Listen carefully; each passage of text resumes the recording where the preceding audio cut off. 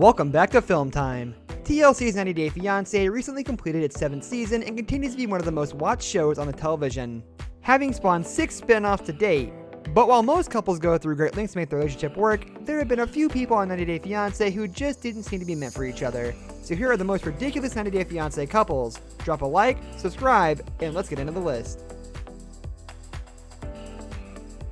We'll jump right in with a very recent couple.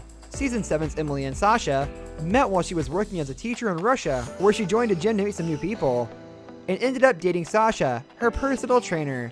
But what made these two a rather cringeworthy couple to watch was the tension between Sasha and Emily's sister Betsy, who was a little worried when she heard that Sasha already had 2 children with 2 ex-wives back in Russia. Betsy was a little suspicious of the fact that Sasha apparently gets women pregnant before he marries them, seeing it as a pattern, and she wasn't alone with her concern. In fact, Sasha's first wife had voiced similar concerns when she and Emily met back in Russia. The two still ended up getting married despite Betsy continuously throwing shade at Sasha, even while wedding dress shopping when she commented on how Emily's dress might be the right one, but perhaps her groom was not.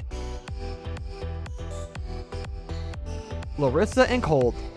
This couple met via an online dating site and eventually met up in real life in Mexico, where they spent 5 days together before flying to Larissa's hometown, Rio de Janeiro, to spend another 6 days together. At the end of which, Colt decided to propose marriage.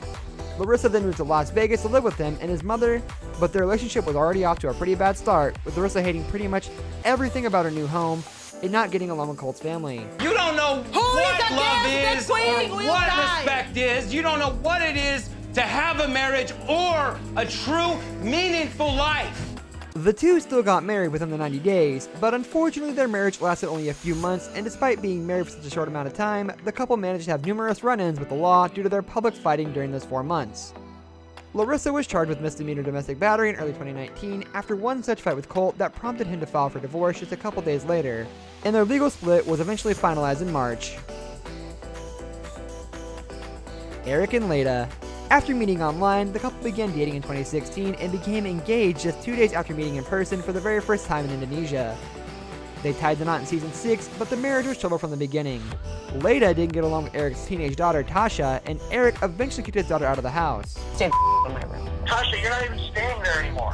Tasha, get out. Leda was also not happy about the fact that Eric was still paying child support to his first wife, Tanya, and instead wanted him to get full custody of his stepdaughter, Janisa. In addition to that, Leda seemed to have a hard time adjusting to life in Wisconsin because their wealthy family back in Indonesia had a much more luxurious lifestyle. Then Leda's request for a restraining order against Eric's daughter Tasha was granted, causing even more family drama. With Tasha being forbidden from contacting or seeing Leda, the relationship to her father suffered as well. The couple also made headlines after police were called to their home in a domestic incident which involved Eric wrestling away a knife from Leda in an attempt to prevent her from harming herself. Although these two are still married at this moment in time, it seems like they have a lot of issues to work out if they intend to make this marriage work in the long run. Angela and Michael. The two are just one of the many other couples on the show with a big age difference, but they appear to be making it work in spite of all the differences. Like so many others on the show, they met online and eventually fell in love. A few months later, Angela flew from the US to Nigeria to meet Michael in person for the first time, and was so excited about it that she was completely oblivious to the fact that he was pretty disappointed when he saw her. The couple faced a number of challenges from their age difference, to cultural differences, to Michael commenting on Angela's appearance, while she mistakenly accused him of stealing from her. Their biggest issue was the fact that it was unlikely they would have a biological child together. Yet the couple eventually decided to get married and tied the knot in Nigeria earlier this year. And that's a wrap for the most ridiculous 90 Day Fiancé couples. Leave a like on the video if you enjoy 90 Day Fiancé content, and don't forget to subscribe. See you next time.